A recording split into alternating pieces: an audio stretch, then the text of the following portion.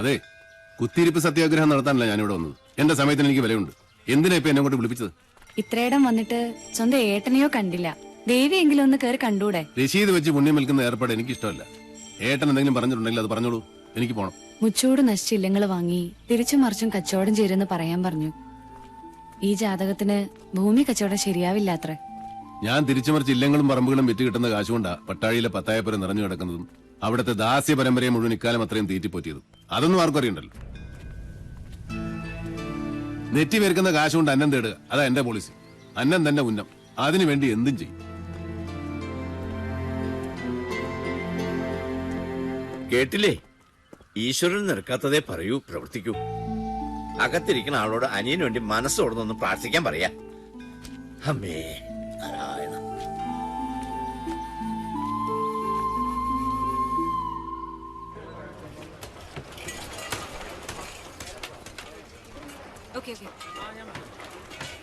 Sir, കൊച്ചിയിൽ നിന്ന് casino Joy മനയുടെ കാര്യം എന്തായെന്ന് വിളിച്ചു ചോദിച്ചു. ഏത് മന? നെല്ലൂർ മന. നമസ്കാരം സാറേ, ഇത് ഞാനാ ഉണ്ണി സാറ്. എന്നോട് ക്ഷമിക്കണം, നിങ്ങൾ പറഞ്ഞ സമയത്ത് എനിക്ക് അവിടെ എത്തിപ്പെടാൻ പറ്റിയില്ല. കഴിഞ്ഞ ആഴ്ച മുഴുവൻ അട്ടപ്പാടിയിലായിരുന്നേ. ഒരു ഇഞ്ചിത്തോട്ടത്തിന്റെ കച്ചവടം ഉണ്ടായിരുന്നു. എന്റെ ആക്രാന്തം കൊണ്ടാവും കാര്യം അങ്ങോട്ട് നടന്നില്ല. അഖിലാണ്ട കോടി ബ്രഹ്മാണ്ട നായകനാണ് സത്യം. നിങ്ങളാ മന വാങ്ങിച്ചില്ലെങ്കിൽ എന്റെ കുടുംബം കഷ്ടത്തിലാവൂട്ടോ. നീ ആരാ? ആര്? തൃപ്രയറപ്പനോ? അയ്യോ, എടപ്പാൾ ഗിരീശൻ, മൂന്നാമൻ ദല്ലാൾ. നീയൊക്കെ ആരാന്ന് നിന്റെയൊക്കെ വിചാരം? അയ്യോ, ഞാനൊരു പാവം. നെല്ലൂർ മനയിലെ ഏത് കാരണവരോടാ നിങ്ങൾ അത് വിൽക്കാൻ സമ്മതം വായിച്ചത്? വെറുതെ എന്റെ റേഞ്ചിലൊക്കെ വരല്ലേ ഗിരീഷ. ഞാൻ പരിധി വിട്ടാ നിന്റെയൊക്കെ സിഗ്നല് പോകും കേട്ടോ. മൂന്നാം മാ എവിടെ? നെല്ലൂർ മനയുടെ പ്രമാണം. എന്താ? പാമ്പോ? എവിടെ? അയ്യോ, അപ്പുറത്ത് മുറ്റത്ത് സാർ. നിന്റെ ആദിശേഷാ. നായിന്റെ മോനെ, നിന്റെ തല എപ്പോഴേ പാമ്പിന്റെ വായി കേറി കഴിഞ്ഞിരിക്കുന്നു. കരിനീലിച്ച് കിടക്കാൻ സമയമായടാ നിനക്ക്.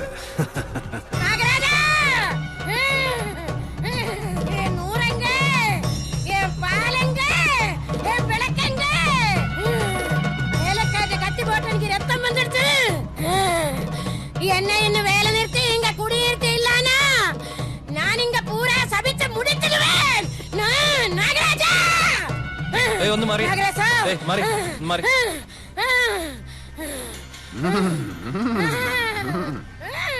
രക്തം പൊടിഞ്ഞോ? എന്നെ കളിയാക്കാണോ? അനുഭവിക്കുന്നേ. പണ്ട് മുതലുള്ള നാട്ടുനടപ്പ് അതല്ലേ. ചെറുമി പുല്ലരിയാൻ കാട്ടിൽ കയറുന്നു, അരിവാള് കൊണ്ട് കല്ല് പൊട്ടുന്നു, കല്ലിൽ ചോര വരുന്നു, പിന്നെ ചൈതന്യം പ്രശ്നം. ജമീലേ, നിർത്തിക്കോ നിന്റെ തുള്ളല്. കള്ളി. ജമീലയോ? പിന്നല്ലാതെ. കഴിഞ്ഞ ആഴ്ച വരെ അവള് ജമീലയായിരുന്നു. പിന്നെ മുരുകനെ കെട്ടി ശിവഗംഗയായി. അടുത്ത ആഴ്ച ഇവിടെ ആന്റണിയെ കെട്ടി കുഞ്ഞുമേരിയാവും. ഓടെ അവിടെ ഒരു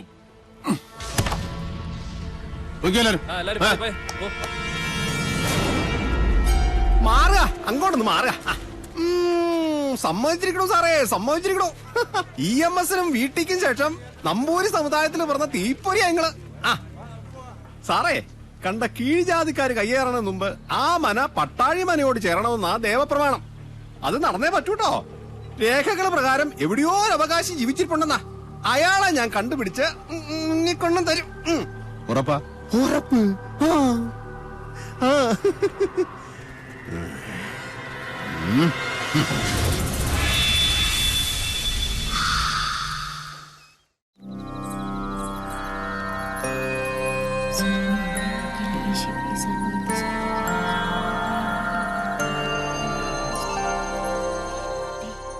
അമ്മ കഥ പറയുന്നുണ്ടോ ഇല്ലേ?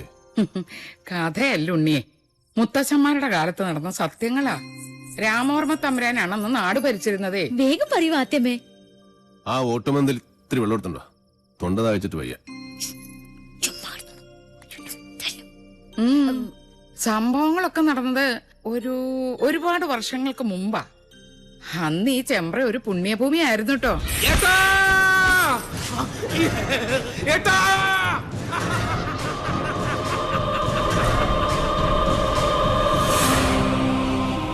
വേദവും മന്ത്രവും ഉരുക്കഴിക്കുന്ന പവിത്രഭൂമിയെ രണ്ടായി ഭാഗിച്ചൊഴുകുന്ന ചെമ്പ്രപ്പുഴ.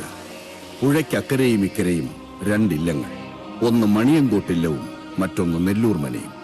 ശരിക്കു പറഞ്ഞാൽ അനേകം ശിഷ്യ പരമ്പരകളുള്ള 2 ഗുരുകുലങ്ങൾ. മണിയങ്കോട്ട് വലിയ നമ്പൂതിരിക്ക് മക്കൾ 6 5 ആണും 1 പെണ്ണും. പെൺകുട്ടിയുടെ പേര് സാവിത്രി. ഓ കണ്ടാലോ അപ്സര കന്യക. അച്ഛനെ പോലെ തന്നെ ജ്ഞാനിയായിരുന്നു സാവിത്രി. അഞ്ജനം കൊണ്ട് കണ്ണെഴുതി, കുങ്കുമം കൊണ്ട് പൊട്ടുകുത്തി, കസ്തൂരി കളഭങ്ങൾ ചാർത്തി പല്ലക്കിൽ എഴുന്നള്ളുന്ന മണിയങ്കോട്ട് സാവിത്രി വിദ്യാദേവിയുടെ മനുഷ്യാവതാരമെന്ന് ചെമ്പ്രക്കാരെല്ലാം ഒരുപോലെ വിശ്വസിച്ചു. ഒരു നവരാത്രി കാലം മഹാരാജാവ് ചെമ്പ്രയിലേക്ക് എഴുന്നള്ളി. ഗുരുകുല അന്തേവാസികൾക്കുള്ള വേദപരീക്ഷയുടെ കാലായിരുന്നു അത്. എന്നിട്ട് പോകുന്നുണ്ടോ നീ? പറയാത്തമ്മേ, എനിക്ക് കേക്കണം. 2 ഗുരുകുലവും അപ്പുറവും ഇപ്പുറവും നിന്ന് ചോദ്യങ്ങൾ, തർക്കങ്ങൾ, ബുദ്ധിയുടെ മാറ്റൊരയ്ക്കൽ. മണിയങ്കോട്ട് ഗുരുകുല ഒരടി മുന്നിൽ. ആരാ അവിടുത്തെ നായിക? സാവിത്രി. തവ മാതാ പതിവ്രത. നിന്റെ അമ്മ പതിവ്രതയാണോ? അല്ല. സാവിത്രി, മാതാവിനെയാണ് നീ അപമാനിച്ചത്. ഞാൻ പറഞ്ഞതാണ് സത്യം. ഏതൊരു ബ്രാഹ്മണ സ്ത്രീയും വേലി കഴിഞ്ഞാൽ 4-ാം ദിവസമാണ് തന്റെ പുരുഷനെ പ്രാപിക്കുന്നത്, അല്ലേ? അതെ, അതിനെന്താ? ആദ്യ ദിവസം അവളെ ചന്ദ്രന് സമർപ്പിക്കുന്നതായി സങ്കല്പിക്കുന്നു. 2-ാം ദിവസം ഗന്ധർവന്, 3-ാം ദിവസം പ്രജാപതിയായ അഗ്നിക്ക്. അത് കഴിഞ്ഞ് 4-ാം ദിവസം മാത്രമേ താലി കെട്ടിയ മനുഷ്യന് അവളെ സ്പർശിക്കാൻ പോലും നിങ്ങൾ അനുവദിക്കൂ. അന്നല്ലേ സേകമുഹൂർത്തം. അതുകൊണ്ട് ഞാൻ പറയുന്നു, ഒരു ബ്രാഹ്മണ ഭാര്യയും പതിവ്രതയല്ല. ജ്ഞാനിയാണ് നീ. മണിയങ്കോടിന്റെ മാനം നീ കാത്തു. ഇവിടെ കൊണ്ട് മതിയാക്കാൻ നെല്ലൂരെ. വരട്ടെ, ഒരു ചോദ്യം കൂടി ബാക്കിയുണ്ട്. സാവിത്രിയെ പരാജയപ്പെടുത്തിയാൽ മണിയങ്കോട്ട് ഗുരുകുലം വീഴുന്ന് നെല്ലൂർ കാർന്നോര് നിരീക്ഷിച്ചു. പേരക്കുട്ടിയുടെ പ്രായമുള്ള ആ ജ്ഞാനദേവതയോട് കാർന്നോര് ചോദിക്കാൻ പാടില്ലാത്ത ഒരു ചോദ്യം അങ്ങോട്ട് ചോദിച്ചേ. പഞ്ചേന്ദ്രിയങ്ങളെ ത്രസിപ്പിക്കുന്ന രസങ്ങളിൽ ഏറ്റവും വലിയ രസം ഏത്? മണിയങ്കോട്ട് സാവിത്രി എന്തുത്തര പറഞ്ഞില്ലേ? ഉത്തരം കാർന്നോരുടെ മുമ്പിൽ ഓലയിൽ എഴുതി കാണിച്ചു സാവിത്രി. അതേമേ, സാവിത്രി എന്താ എഴുതിയത്?